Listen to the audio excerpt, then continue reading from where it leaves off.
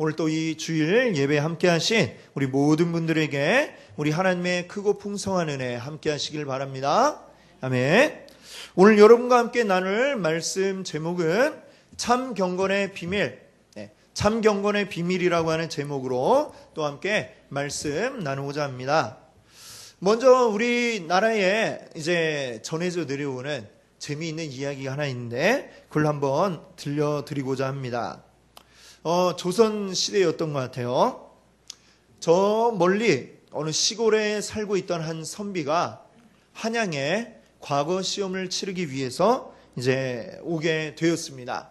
과거 시험을 치르고 나서 이제 고향에 다시 돌아가기 전에 좀 남는 시간에 한양 구경을 이제 쭉 했습니다.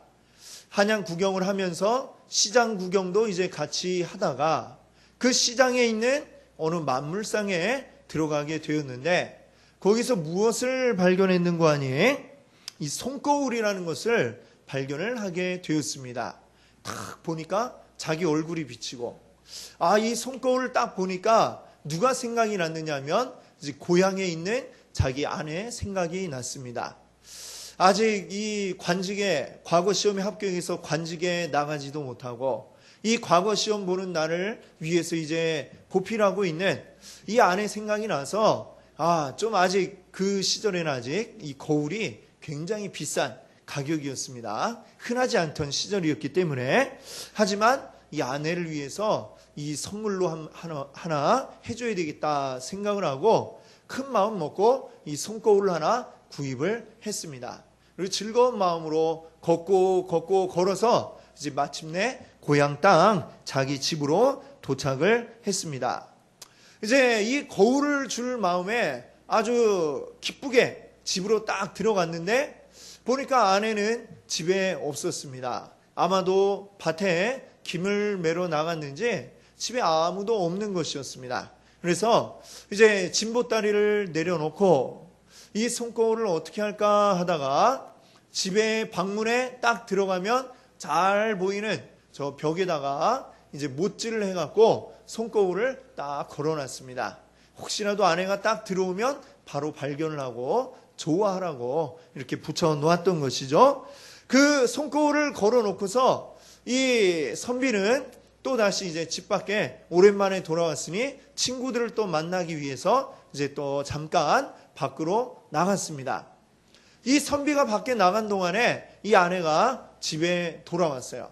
그리고 방 안에 딱 들어갔는데 보니까 이 남편이 돌아온 것 같은 거예요. 진보다리가 있고 그런데 남편은 없고 어딜 갔나 하고 이렇게 두리번 하다가 보니까 방 벽에 낯선 게 반짝반짝거리고 있는 게 보였습니다.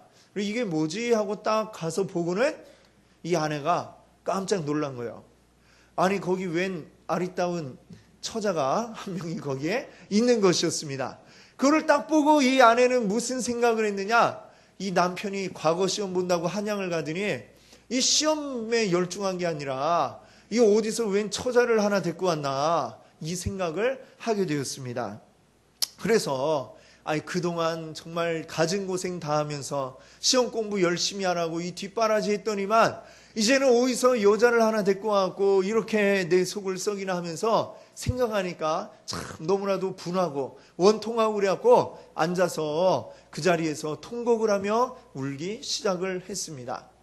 그 좀 있다 보니까 시어머니가 이제 보니까 이 웬 울음소리가 나는 거예요. 그래갖고 왜 이렇게 울고 있니 하면서 하니까 이 며느리가 이제 자초지종을 이야기해 주었습니다. 그리고 이 시어머니 깜짝 놀라갖고 아니 이 아들 녀석이 한양 가서 또 누굴 데리고 왔나 하고 그 벽에 손거울을 딱 들여다본 순간 그 안에 누가 있는 거예요? 웬 쭈그렁탱이 할머니가 거기에 딱 있는 겁니다. 아니 이놈이 이제는 할머니랑 눈이 맞아갖고 이제 또 첩을 들인다고 이렇게 데리고 왔나 싶으니까 도대체 이 아들놈 도대체 뭐하는 놈인가 아주 속이 상해갖고 그래갖고 이제 또 그 며느리 옆에서 또 퍼질러 앉아서 또 이제 막 같이 울기 시작을 했습니다. 자, 이 집에 또 이제 이 아버지는 밭에서 일을 하고 있다가 이 집안에 웬 통곡 소리가 난다고 동네 사람들이 와갖고 또 이야기를 하는 거예요. 그래갖고 아니 무슨 일이 났나 하고 또 재빨리 집에 들어와 봤습니다. 집에 들어와갖고 또 이야기를 들어보니까 이 아들 녀석이 과거 시험을 보고서 웬 또 뭐 여자를 데리고 왔다 그러는데 또 이 얘기를 듣고 보니 웬 할머니를 데리고 왔다 그러고, 그래갖고 이게 어떻게 된 일인가 확인해 보고자 이 아버지가 또 거울을 들여다봤습니다. 거울을 들여다보더니만 갑자기 이 아버지가 무릎을 꿇고 딱 엎드려갖고 절을 하면서 아이고 아버님 어쩐 일이십니까? 이렇게 이야기를 했다는 것이죠. 거울 속에 비친 이 자기 모습이 예전에 돌아가신 아버님의 아마 그 늙은 모습과 굉장히 닮아 있었던 것 같습니다. 이 거울이 흔치 않던 시절이다 보니까 이런 이제 일도 있었다고 하는 것이죠. 우리 거울이라고 하는 것은 어떤 도구입니까? 우리가 나를 들여다보기 위해서 사용하는 도구가 바로 거울이죠. 근데 우리 거울을 왜 쳐다봅니까? 여러분들 왜 쳐다보시죠? 오늘도 다 거울 한 번씩 보고 오셨죠? 거울을 왜 쳐다보셨습니까? 거울 보면서 잘생겼다 아니면 역시 이쁘구나 하면서 그런 마음을 얻기 위해서 거울 보십니까? 물론 한 번씩 그럴 때도 있죠.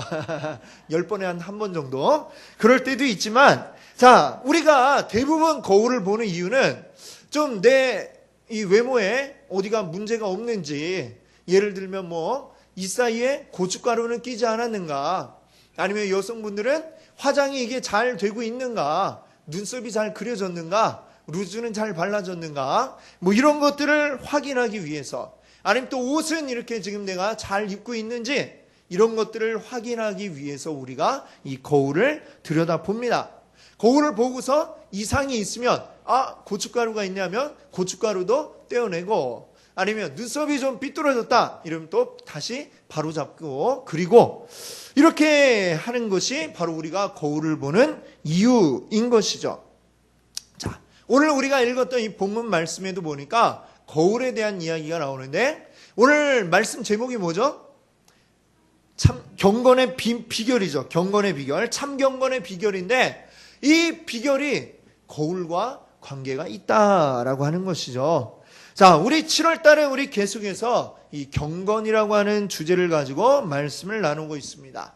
우리 경건이 뭐냐? 우리 간단히 말씀드리면 하나님과 우리와의 관계, 그리고 더 나아가서 우리 이웃과의 관계, 이 온전한 관계를 이루는 게 바로 경건이다, 이렇게 말씀을 드렸습니다. 그리고 그 경건에는 능력이 나타나야 된다, 이렇게 지난 주간에 말씀을 드렸죠. 그냥 말로만 하는 경건이 아니라 능력이 나타나는, 그래서 알맹이가 있는 그러한 경건, 이런 경건이 있어야 된다 말씀을 드렸는데, 오늘은 그런 알맹이가 있는 경건, 능력이 있는 경건의 비결, 어떻게 하면 우리가 그런 경건을 나타낼 수가 있는가, 이 비결을 오늘 알려드리려고 하는 것입니다. 여러분, 이 비결이라는 것은 참 좋은 것이죠. 비결이란 이제 요즘에 노하우라고도 이렇게 이야기를 합니다. 어떤 분야에 대해서 내가 잘 알지 못하는데, 그 잘 알지 못하는 것을 이미 그 분야에서 많은 경험이 있고 어떤 많은 비결을 가지고 있는 그분을 통해서 내가 그 비결을 전수받음으로 인해서 내가 순식간에 그분을 따라잡을 수 있는 이런 것들을 우리가 비결, 노하우라고 이야기를 합니다.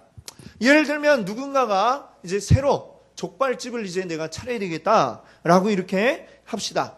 근데 족발을 그동안 먹기만 했지 어떻게 만드는지, 또 이걸 어떻게 팔아야 되는지 이제 처음 시작하는 사람은 잘 모를 거 아닙니까? 그러면 그분이 어떻게 하겠습니까? 기존에 아주 잘 되고 있는 족발집을 찾아가겠죠. 찾아가서 이거 어떻게 족발을 삶아내는지, 그리고 어떤 또 양념들을 곁들여 나오는지, 그리고 장사는 어떤 식으로 하고 있는지, 이런 것들을 이제 알아보겠죠. 처음에 이제 가서 맛도 보고, 그 다음에 좀 이따가는 가서 어떻게 이렇게 하는지, 저도 족발집을 하려고 그러는데 좀 이 노하우를 좀 알려주십시오, 딱 이렇게 아마 얘기를 할 겁니다. 그러면 그 주인은 뭐라고 얘기를 할까요? 못 알려줍니다. 아마 이렇게 대부분 이야기를 할 것입니다. 왜? 이건 나만의 노하우, 나의 비결이니까 이거 맨 입에는 안 알려줍니다. 아마 이런 게 대부분이죠. 그래서 여러분들 그 신당동 떡볶이집 할머니는 이런 명언을 하셨죠. 며느리도 몰라. 이런 얘기를 하지 않았습니까? 며느리한테도 안 알려주는 게 바로 이 비결이다라고 하는 겁니다. 자, 근데 오늘 여러분께 이 비결을 알려드리려고 하는 것입니다. 경건에 대한 비결. 우리가 어떻게 해야 경건할 수 있는가? 며느리도 안 알려주는 이 비결을 오늘 여러분께 알려드리려고 하니까 여러분들 날이면 날마다 이런 날이 오는 게 아닙니다. 오늘 잘 들으시고 우리 두 귀를 쫑긋, 우리 두 눈은 저를 향해서 저를 잡아먹을 듯이 쳐다보시면서 오늘 이 비결을 다 남김없이 가져가시는 여러분들 되시기를 바랍니다. 아멘.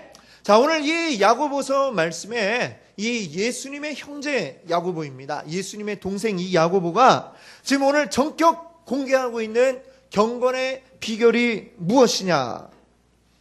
그는 바로 말씀이 곧 거울이다 라고 하는 것입니다. 말씀이 곧 거울이다.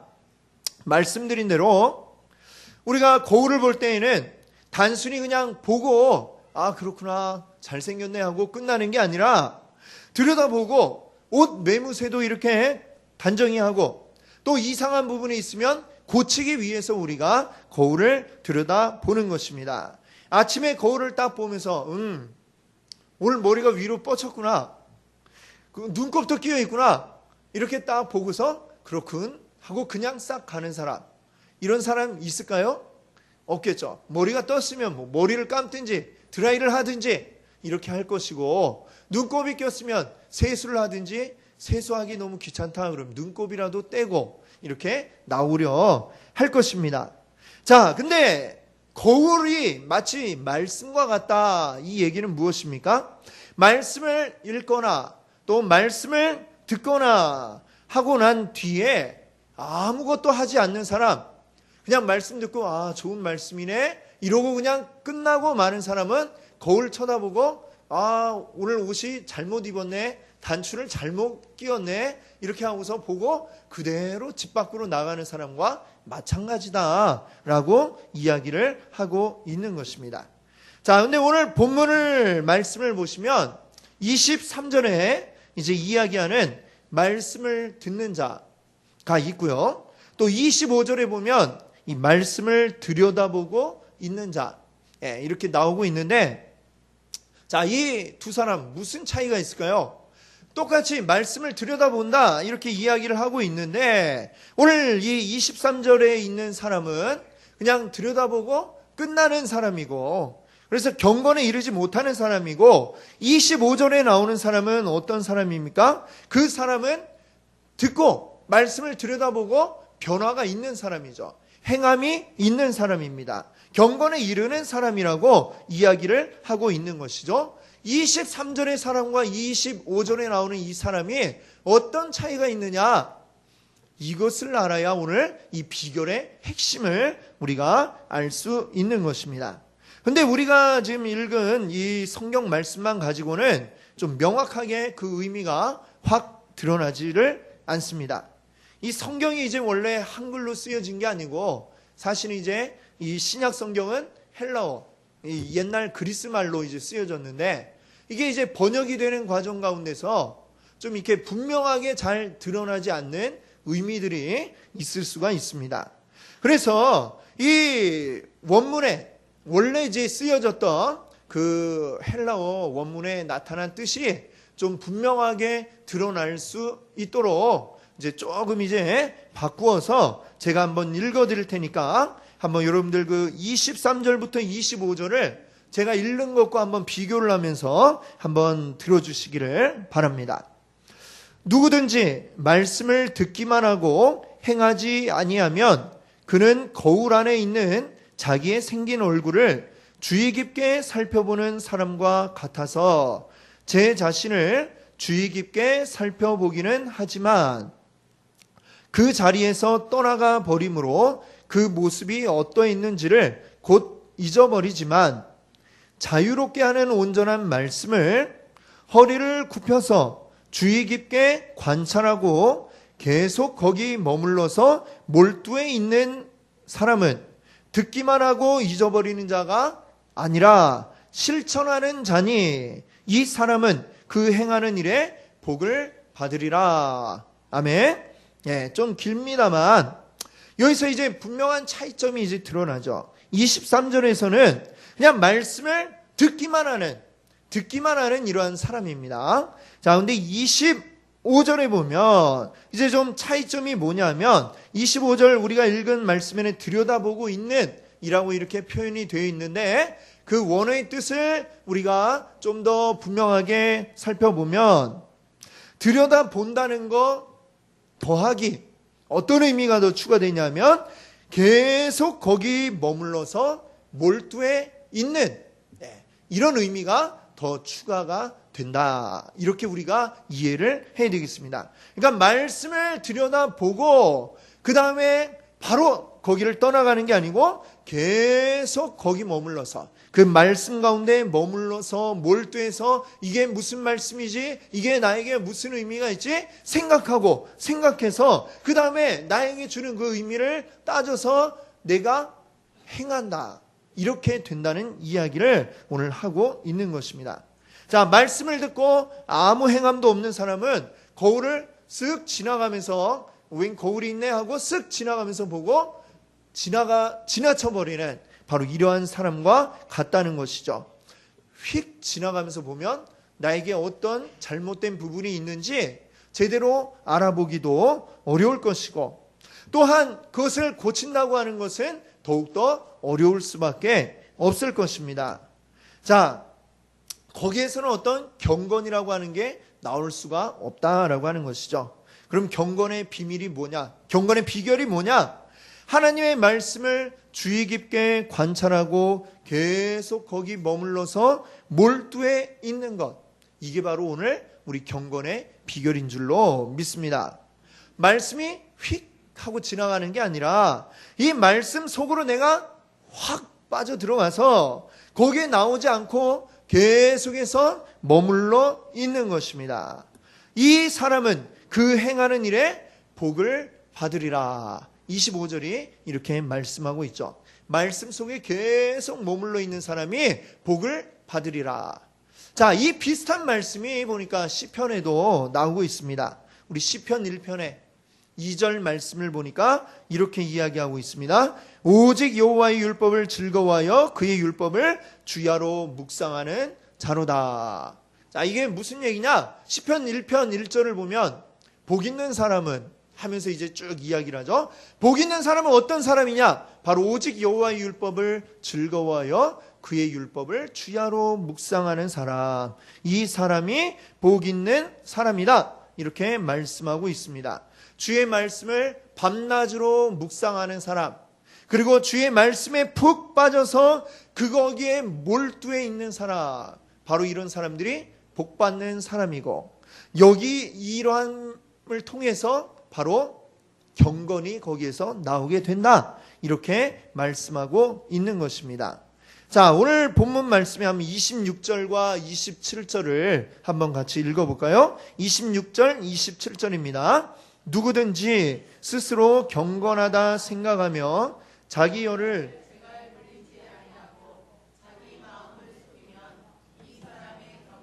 헛것이라. 하나님 아버지 앞에서 정결하고 더러움이 없는 경건은 곧 고아와 과부를 돌보고 또 자기를 지켜 새 속에 물들지 아니하는 그것이니라. 아멘. 자, 26절, 27절은 참된 경건이 무엇인가 라고 하는 것을 우리에게 알려주고 있습니다. 참된 경건이란 뭐냐? 그냥 말로만 하고 끝나는, 또는 듣기만 하고 끝나는 이런 것이 아니고요. 바로 섬김과 순종과 그리고 사랑, 이러한 열매들이 나타나는 것이다. 이렇게 말씀하고 있습니다. 이처럼 행동하는 경건, 그리고 밖으로 실천하고 드러나는 행동이 우리에게 중요한데, 이렇게 밖으로 드러나기 위해서는 무엇이 우리에게 필요하다고 했습니까? 오늘 그 비결이 뭐라고 말씀드렸죠? 말씀을 듣고 말씀에 빠져서 그 말씀에 몰두하고 집중해서 그 말씀을 실천하는 것입니다. 그렇죠? 이 말씀을 우리가 곱씹고 이 말씀을 되새김질해서 완전히 내 것으로 만들 때에 그때에 이것을 내가 행동으로 할 수 있게 되는 것이죠. 우리 구약 성경에 그 레위기 율법이 쭉 나와 있는데 이 율법에 보면 이 먹을 수 있는 동물 또 먹을 수 없는 동물 이렇게 구분해 놓은 것을 이 레위기 11장에서 우리가 볼 수가 있는데요. 거기에 보면 소는 이제 먹을 수 있는 동물이다 이렇게 얘기를 합니다.